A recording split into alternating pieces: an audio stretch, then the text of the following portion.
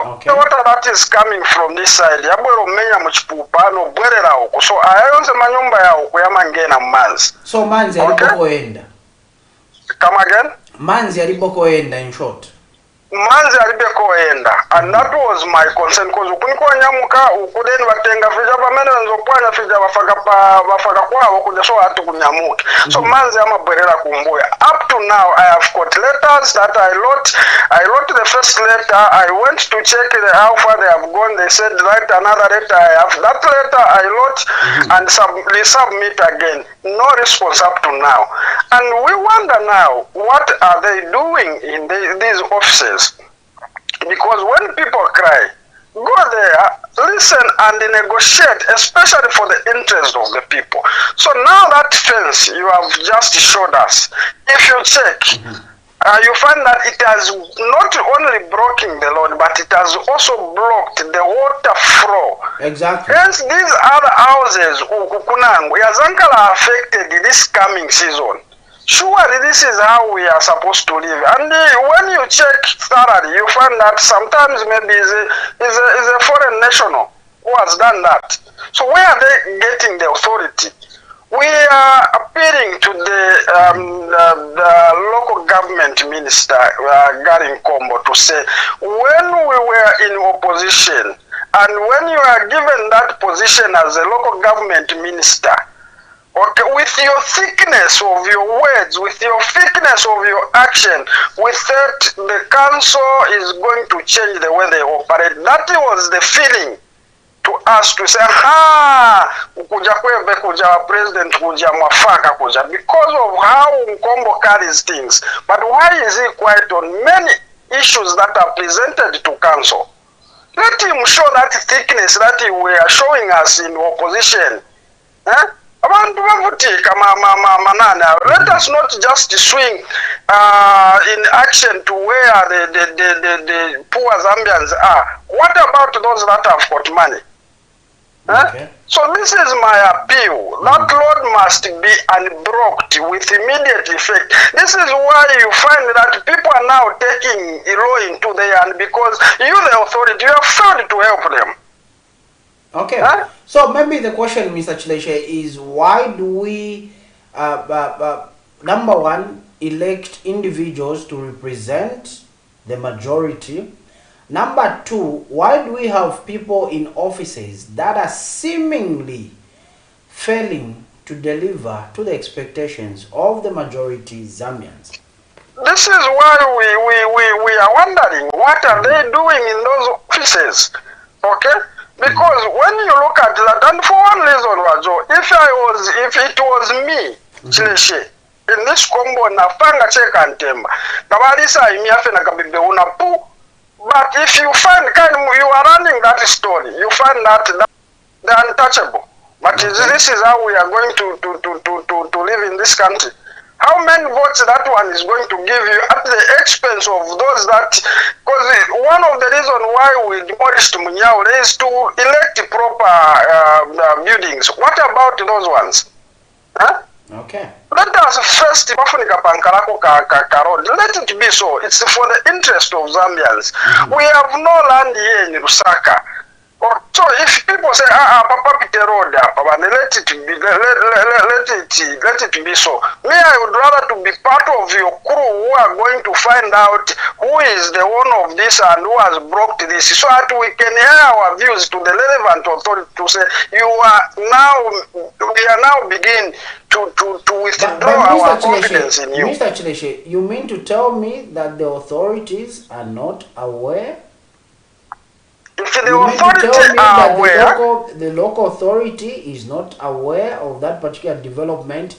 Remember, there was an update when there were that particular perimeter wall was in its initial stages. There was an outcry from members of that particular area, and obviously in clips that went viral on social media. Are you telling me the local authority is not aware about that particular development?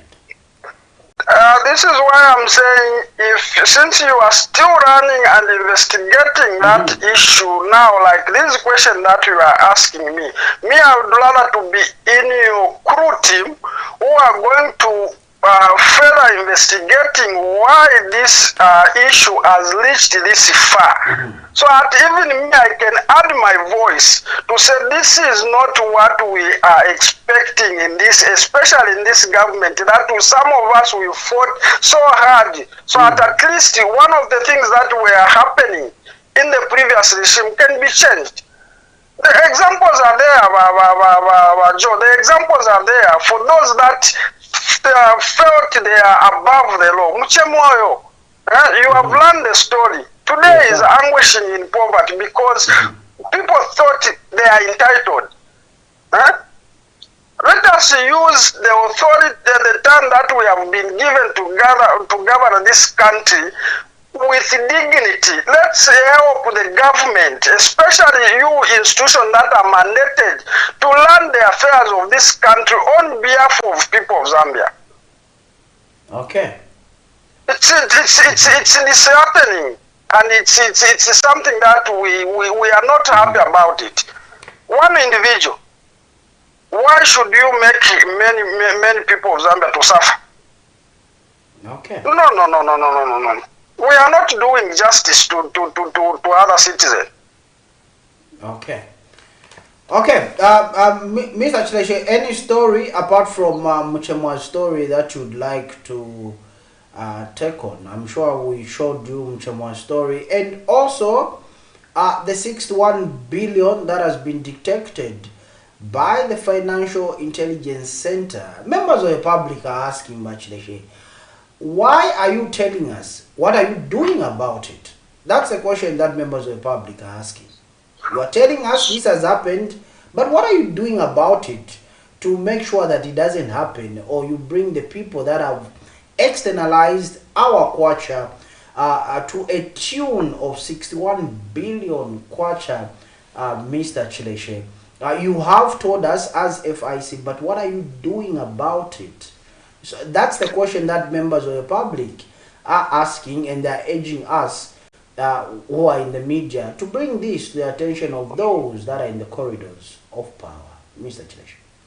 I think this is sort of a fake report. Me personally, I'm waiting for the president to give us what he's thinking about this, because he has been on record, especially when we were in opposition, condemning these illicit transactions. So, but what we are saying is that, look, when dollar kwacha is not performing well, you go again to the public and increase the monitoring, what do you policy. call? Yeah. So again, that punishment is going to the one who has stolen that money or whatever transaction. Again, you are going to the people and ask them to help you, so that we can increase the monitoring policy. But that's how we are going to treat people. That money, it means, it shows that we have got bad eggs in this government, which we have been advocating to say, Mr. President, if you are not careful, look, other positions are not elected positions, and they will be there in the next government. But you who are elected in those positions, you'll be removed because you are not taking charge the way you are supposed to take charge. Okay. 61 billion 61 in this billion government kwacha, that we have got to be prudent. Okay. No. Chileshe, one other thing, I want a short answer from you, as we allow other callers obviously to come through. One other question. There have been calls for the Republican President, Mr. Hakainde Hichilema, to address the nation on many issues. Remember, there was a commitment that came through that you will be addressing the media, as members of the media, the public through the media, every month. It has been 6 months. We haven't had a press conference. There have been calls to have this press conference. Your quick take before we let you go.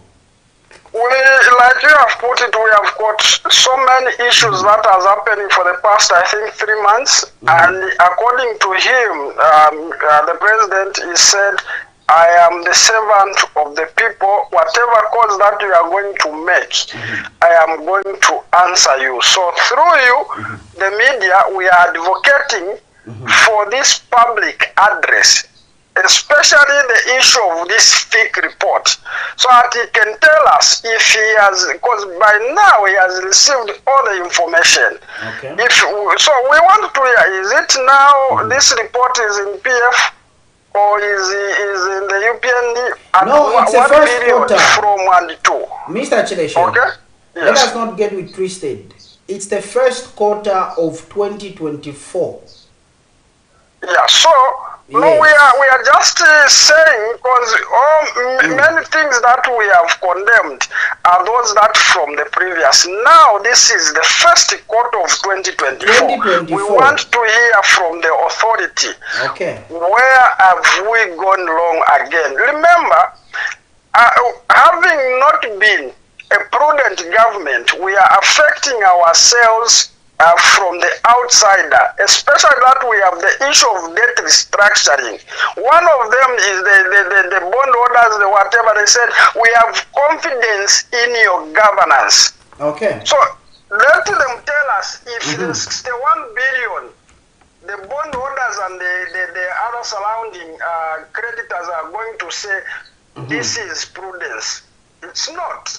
And we are killing ourselves.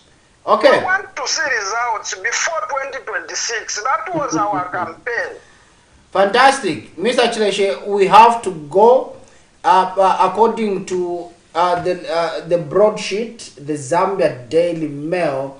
It reads with a headline regarding bondholders.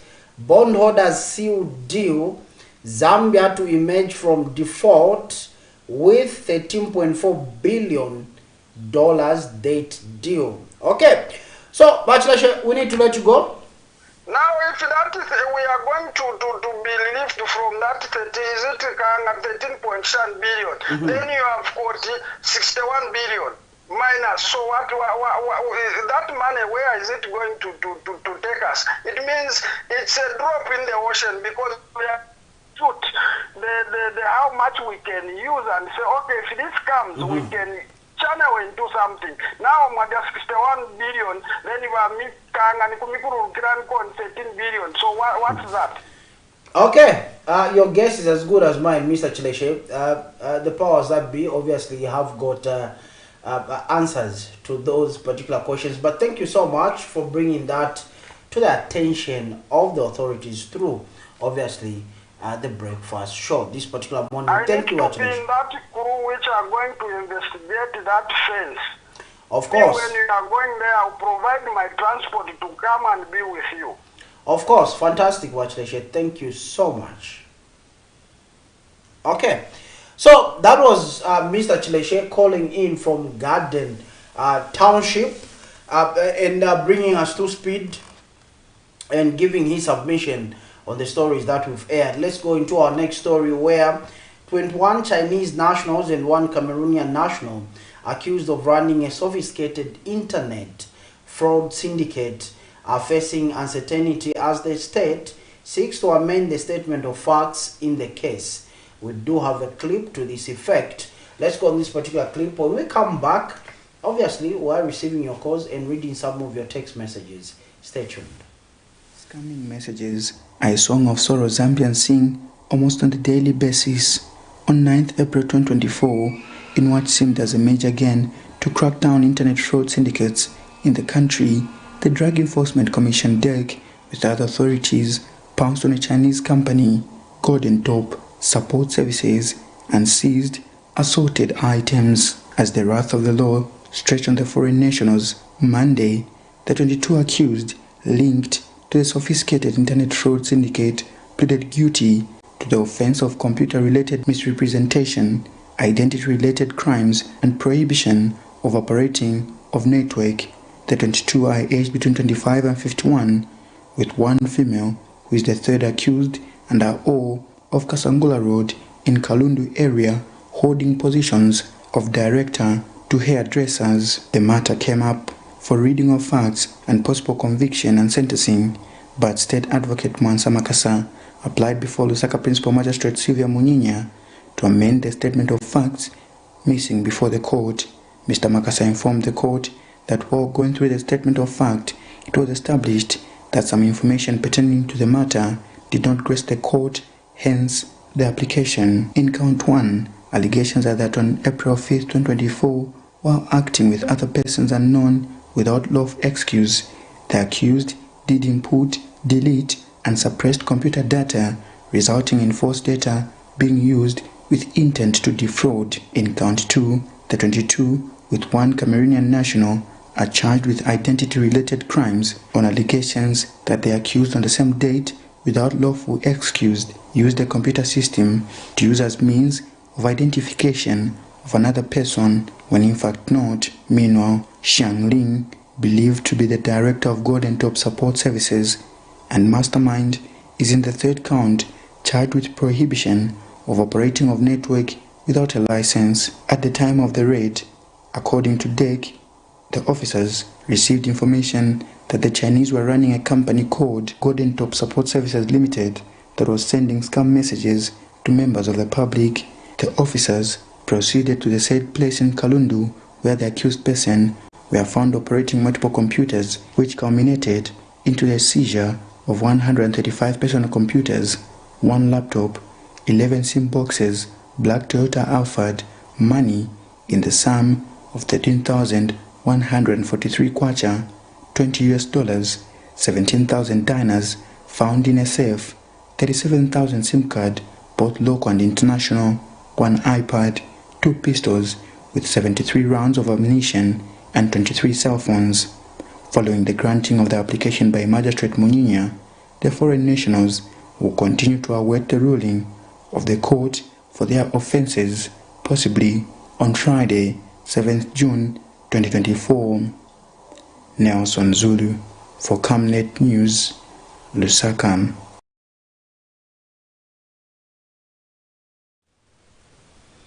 Okay, impia shabalanda nashifuma, impia sha CDF nashifuma, impia shachumbuya chabalozi na babemba nashifuma.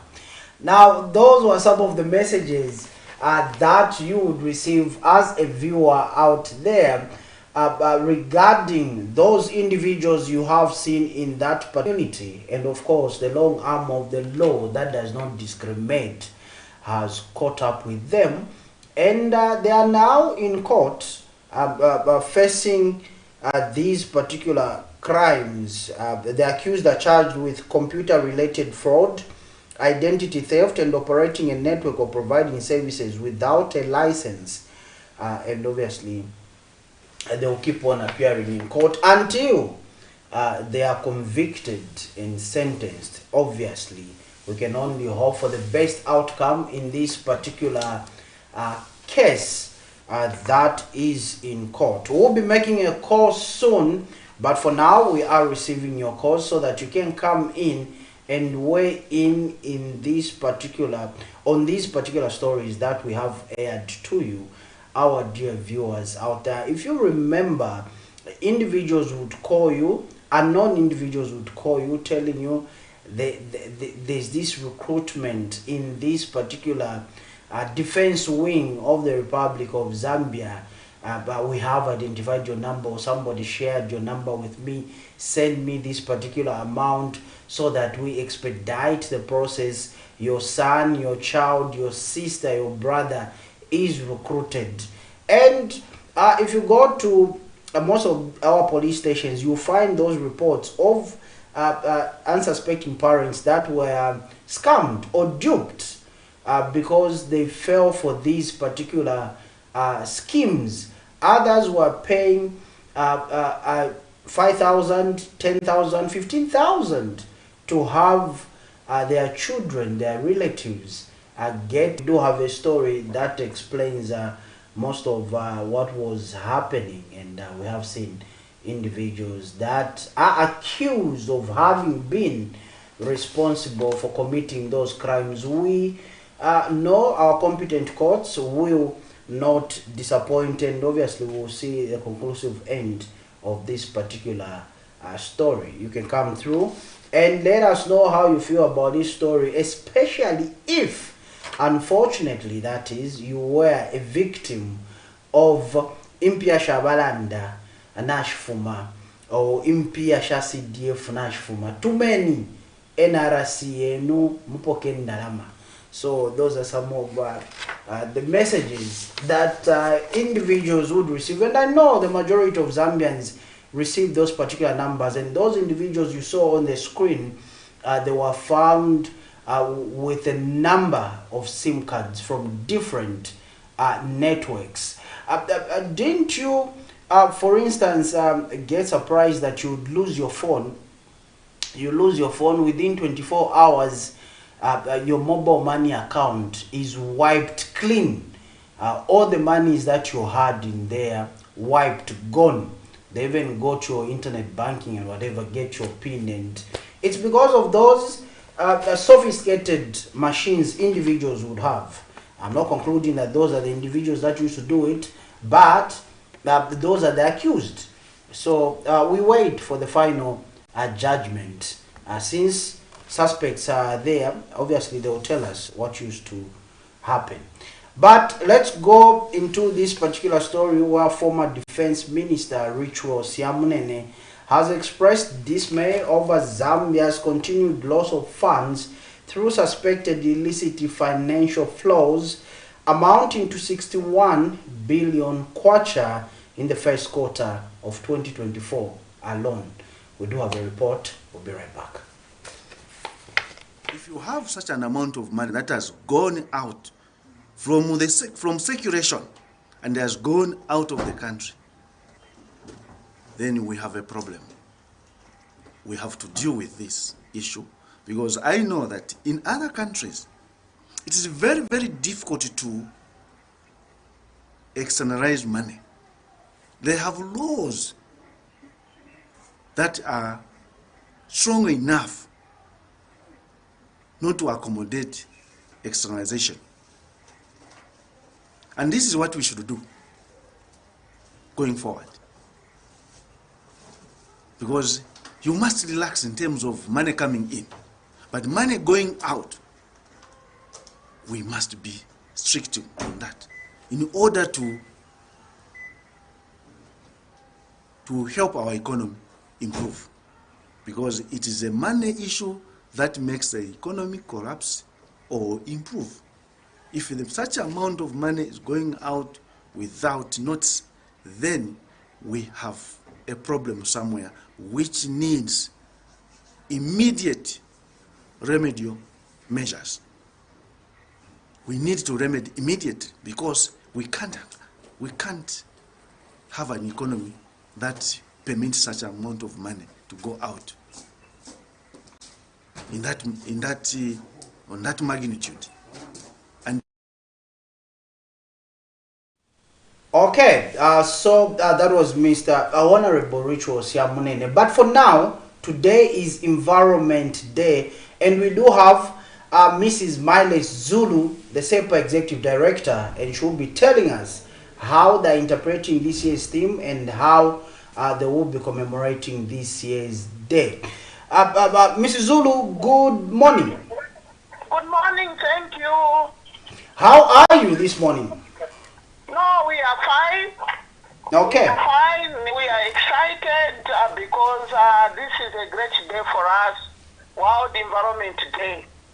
Okay. Tell me about this day.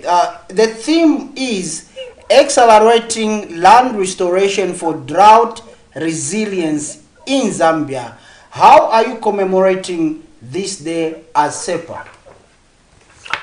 Yeah, so the way we are commemorating this day as usual, we are trying to restore the land, because land, that's where there is life. So today we are going to commemorate in Chitokoloki, where is Chitokoloki Mission Hospital, together with our partners, the council. That's where we are going. We will plant fruit trees there, and then we will do some sensitization Then there will be debate between Chitokoloki Secondary School and the other school to know. We want to know how much the children know about climate change and about the restoration of the land. Okay, and when it comes to mitigating the impact or effects of climate change, how are you as SEPA working to address issues that surround climate change? Thank you so very much. So SEPA has been planting trees for over 20 years because we foresaw this coming, that climate change will reach its climax and it will be devastating. So as usual, forestation is one of the programs that we take seriously. We plant during World Environment Week, which starts on the 3rd and it ends on the 8th. So this week we'll continue with some exercise, some sensitization, some tree planting. Of course, in June we select schools. That's where we plant trees because they've got water. They can water the plants. But then we also participate every December. Zambian policy says 15 December to 15 January, we should be planting trees because that's the time when we feel that the rains can reach its climax and the trees will survive. Not only that, what we have been doing, we've been engaging our communities in beekeeping. Beekeeping and the forest, they are not allowed to cut down the trees where they are doing their beaking, which we call apiary. So they really need to protect fires. What they do, they have to put up the barrier of fires, meaning they will need to clean those places where the fire can enter into their apiary. The other thing that we are doing is climate smart agriculture. Okay. I think for over 20 years, SEPA has been advocating for irrigation, that please let us go irrigation way. So we were the first organization to start a project called Combating COVID-19 Food Security and Climate Change. The funding came from EU through SADC Secretariat, and then SADC Secretariat had to look for 4 countries where they will implement the project. Lucky enough, Zambia was among the 4 countries that they selected: Eswatini, Mozambique, Zambia, and Zimbabwe. And in Zambia, we were lucky that we were recognized as one of the organizations that is working hard towards the restoration of our natural resources. So SEPA was selected to implement the project. We implemented this project in Mfumbwe, where we had to dig borehole, we had to put tanks, we had to put solar panel that will help to pump the water from the bore to the tanks. And then we had to put drip irrigation so that the drip irrigation will water the plants without wasting much of water. So it's dripping at every plant. So this project, when it came to conclusion, we scored 75%, which if it's in school and at the exams you get 75%, then you are within the excellence, somewhere there. So the project is still standing. Not only that, we went to Kalumbila district, to Matebo, and we also implemented a similar project. If you look at these projects that we are doing, including now in Zambezi, we have one that we have started, funded by GEF, about struggling to meet the SDGs. We are only at 20%, if not 30%. So, if you look at such kind of projects that us we are implementing, it answers about 11 SDGs. One, it's climate justice now. Two, it's life on land. Three, it's water. Four, it's energy. There's education, because there's capacity building, and then there's gender issues, and then there's reduce hunger or no poverty. So it answers all those SDGs, including creation of employment and wealth. So what we do is, when you are paving way for agriculture, you always cut down the trees, because you cannot plant your crops in trees, they will not germinate. But we have developed a strategy of replacing the trees that we have cut to pave way for agriculture. In these all projects that I've talked about, we've planted fruit trees around the farms and along the path where the farmers pass to go to their respective plots of gardens. We have planted the fruit trees. So the fruit trees add nutrition to the food that they are growing, and they are growing what we call horticulture, the fast growing food such as the eggplants, spinach, green pepper, green beans, cabbages, repu, you can name them. Those are the ones that onions, tomatoes, those are the crops that this is to address so many things. One is food security. Two is nutrition. You can remember that when COVID-19 came, it really devastated the whole world. And the emphasis was on eating well, balanced diet.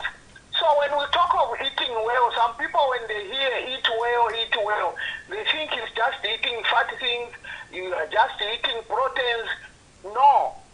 Eating well, eating balanced diet, first thing, your plate, half of your plate must be dark green vegetables. Then you add proteins, then you add carbohydrates. There must be fruit to balance the diet. So that's why we plant fruit. The other issue is sustainability. Those fruits that we plant, immediately they start bearing fruit. They will bear fruits in perpetual. So already there's sustainability. They will sell. Remember when COVID-19 came, there was a lot of people eating lemons, ginger, and garlic. So you can see that there is power into our food, which God gave us. So we really need to make sure that we multiply. If every district can have 10, 20 such kind of projects, then the food will be abundant. And when the food will be abundant, then the food will be cheap. When the food will be cheap, then we are going to have people who are going to be healthy, because they can afford the cheap food which is abundant. So that's the reason why we have taken that stance.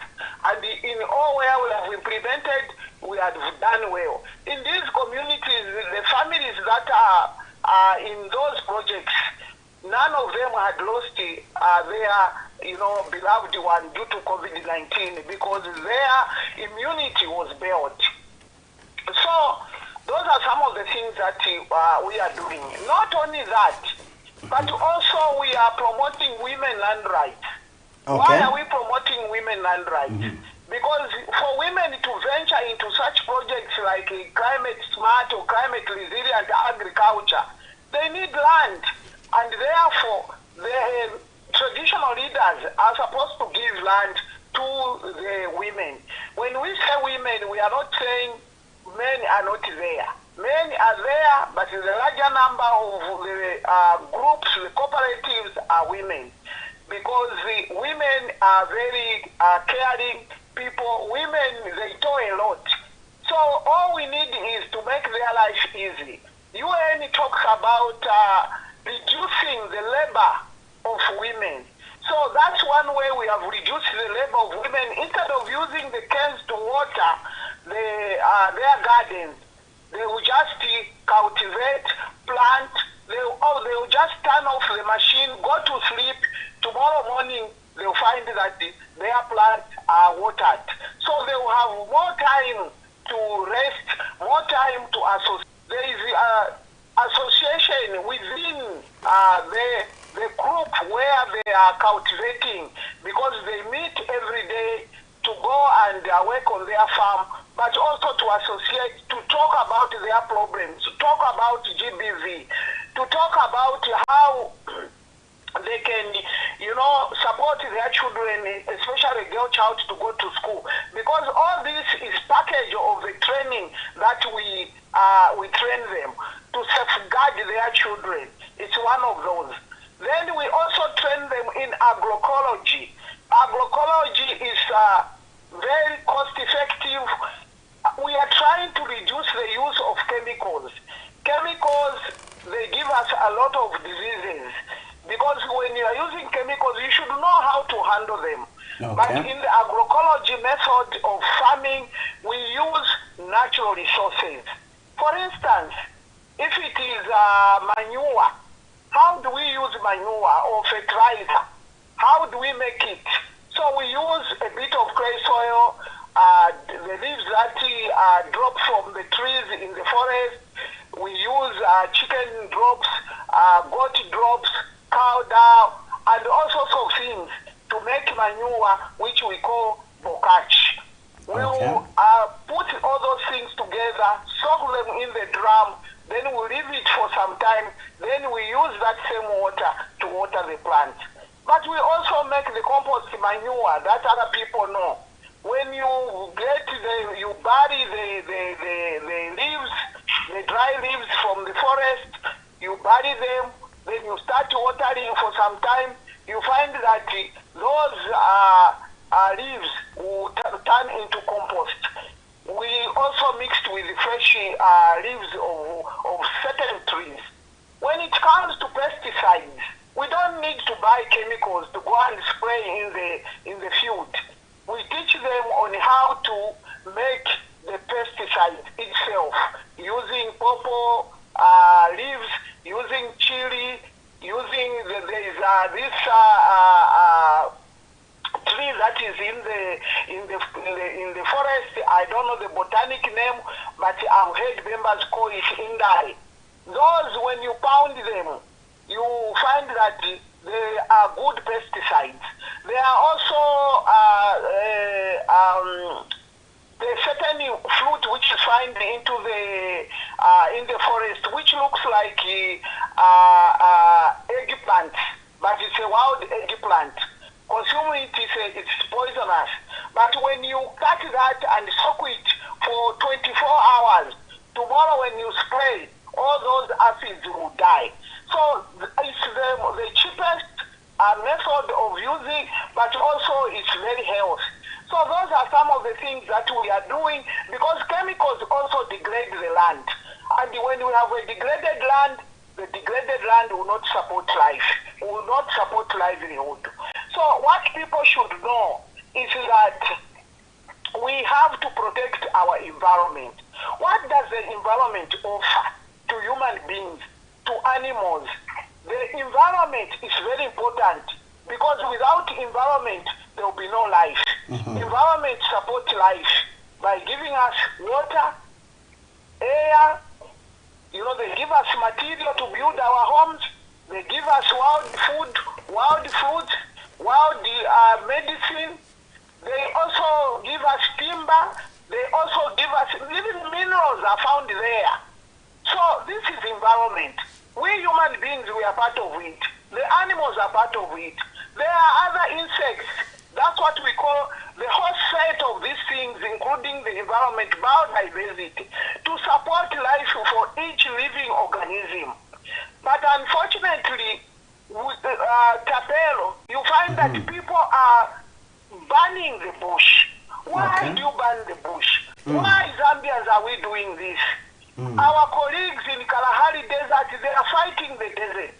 The desert cannot offer them life. There is no tree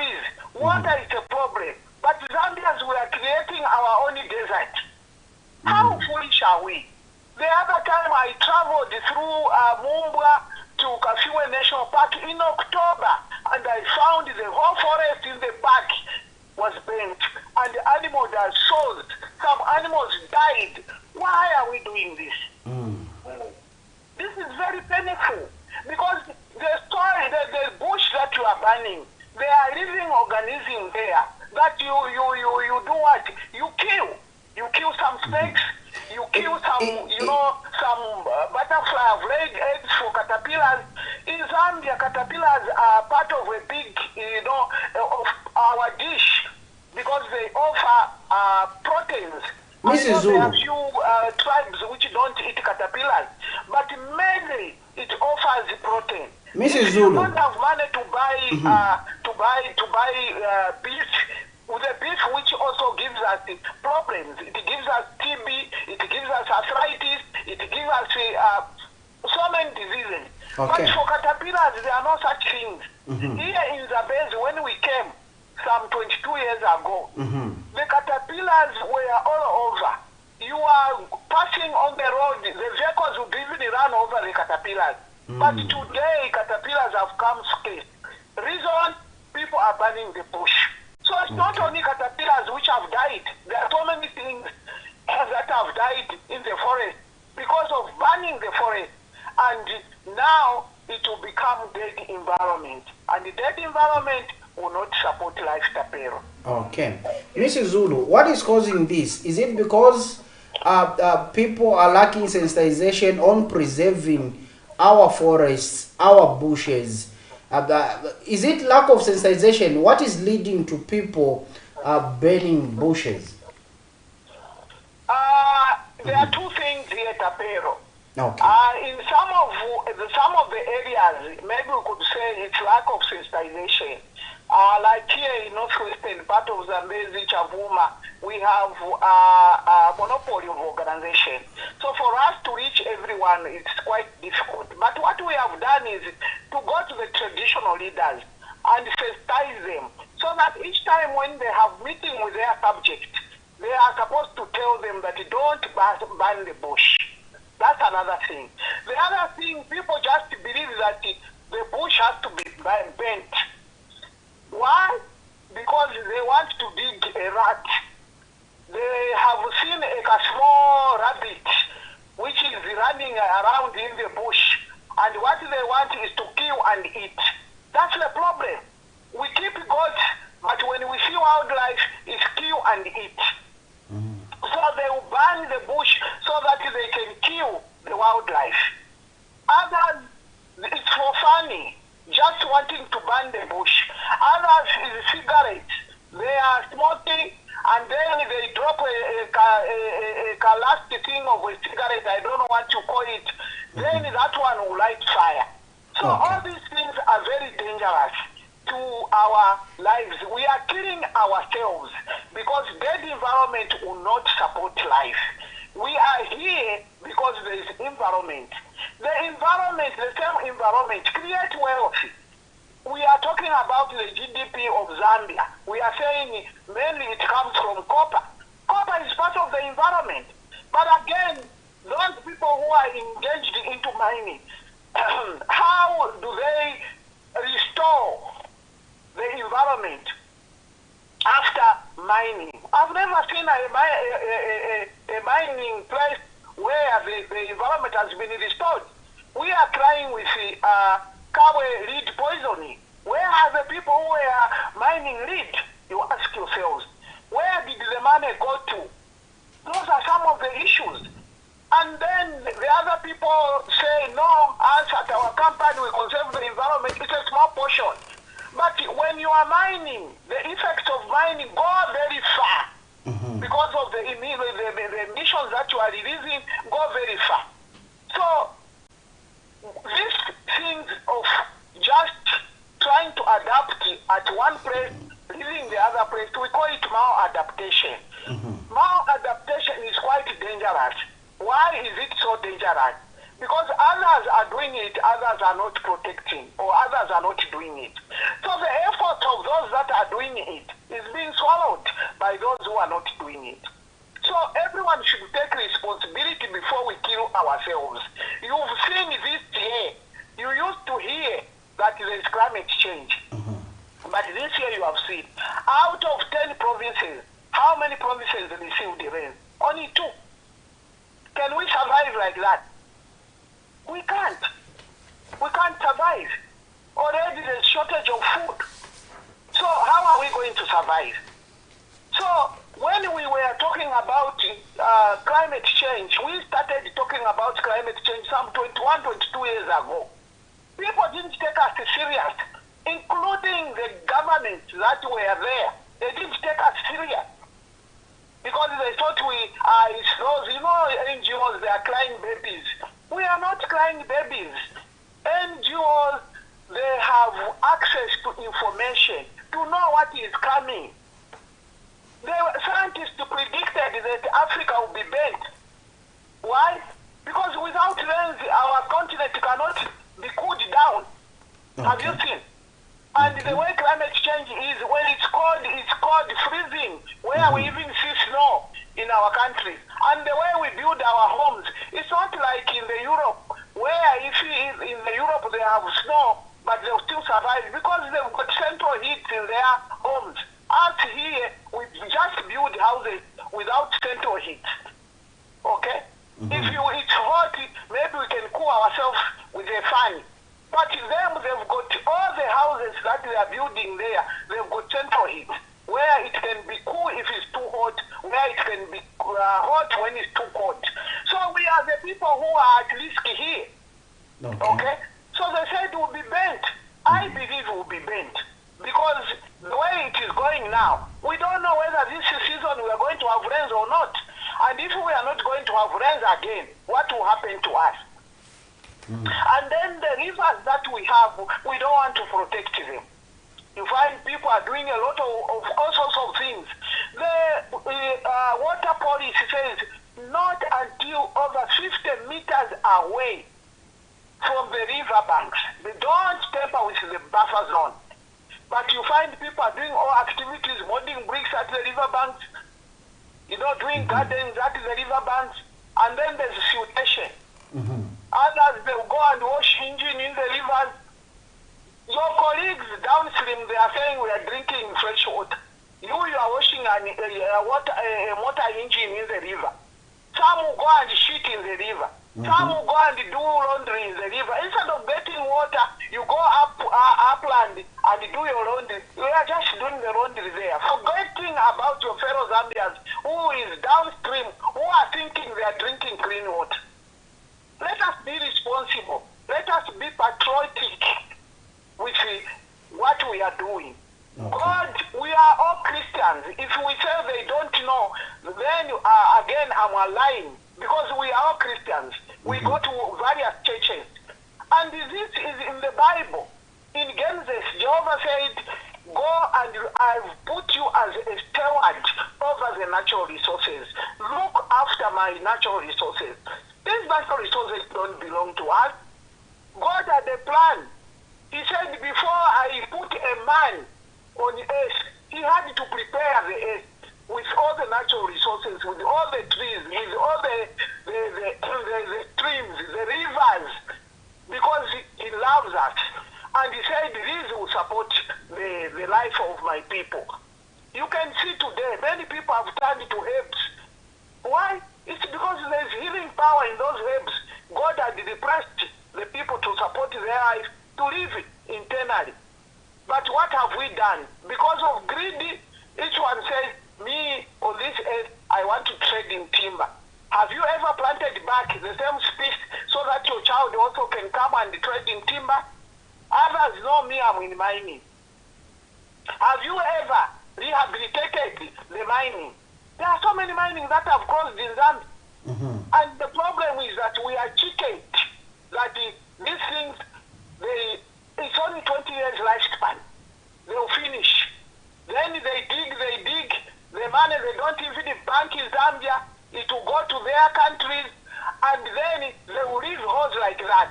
The other person will be coming and say, no, there's still some minerals here. Meanwhile, Zambians were left with nothing. They come to, I'll take example of Kasashi mine. When did Kasashi mine start? People say that mine was of King Solomon.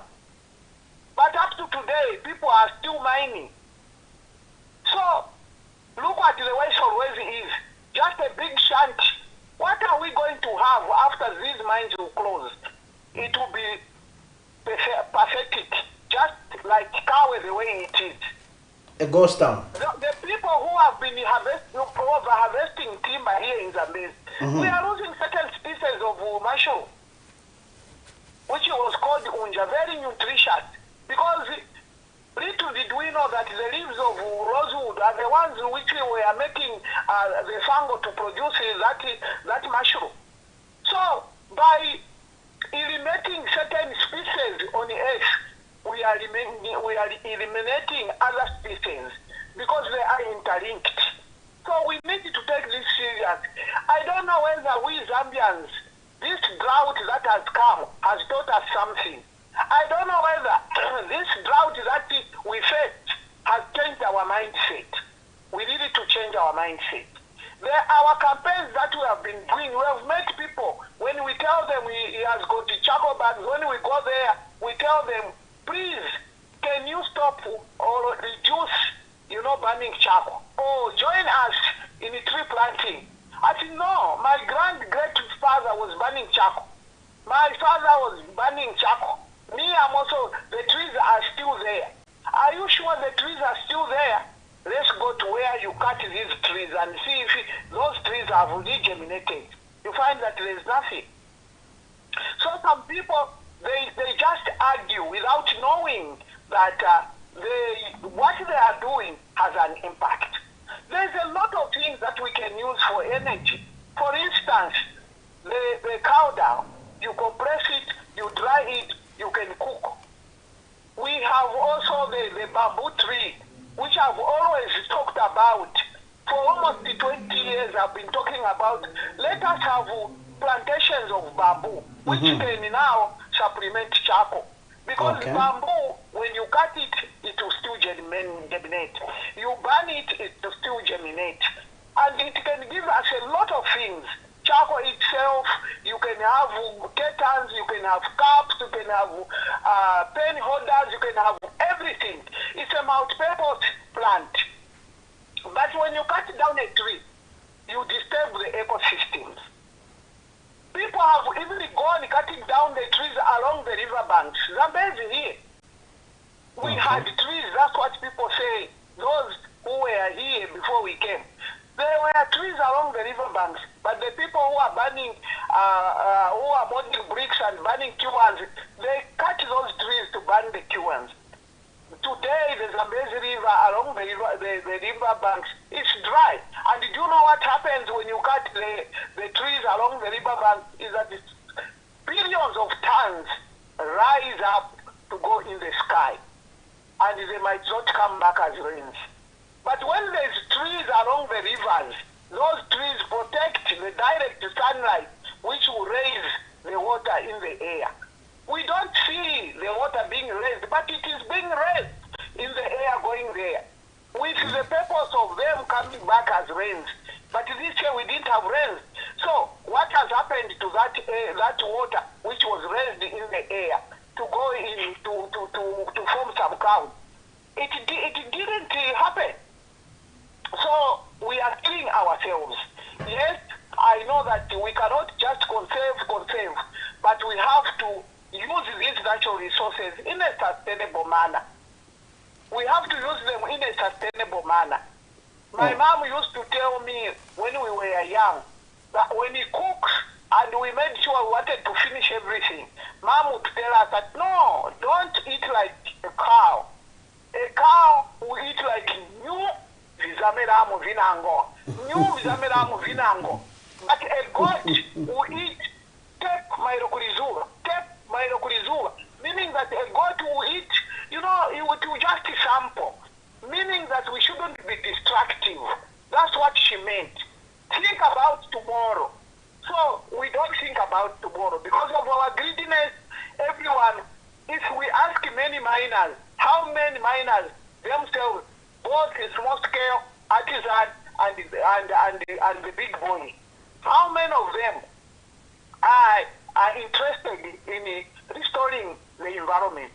You find that there are few. None, maybe. None. Let's go to if I need to name all the mining here. Zambia has been mining for over 100 years. Which mine has been rehabilitated? No, nothing. And if we look at EIA is done before the mining starts. And when the mining starts, we forget to counter-check what we had written in the EIA. That no, this is the way I'm going to rehabilitate and restore the environment, what. Because now we are invested in money. And sometimes also, we are not patriotic as Zambians. We don't monitor these activities. A mining can be done just next to your home. You've never passed there. You've never passed there. Including the government itself. How frequent do they go to monitor this? Until the citizens cry foul. No, here there is this, that we have seen it. The mining company by the Chinese, they are releasing poisonous substances into the river. That's when the government will go there. There must be some mechanism. Let us invest in technology. The technology that will be able to tell us to detect where the problem is. We have so many scientists. How many scientists has the University of Zambia produced? They need to come up with the technology. So that, why are we doing things like we are in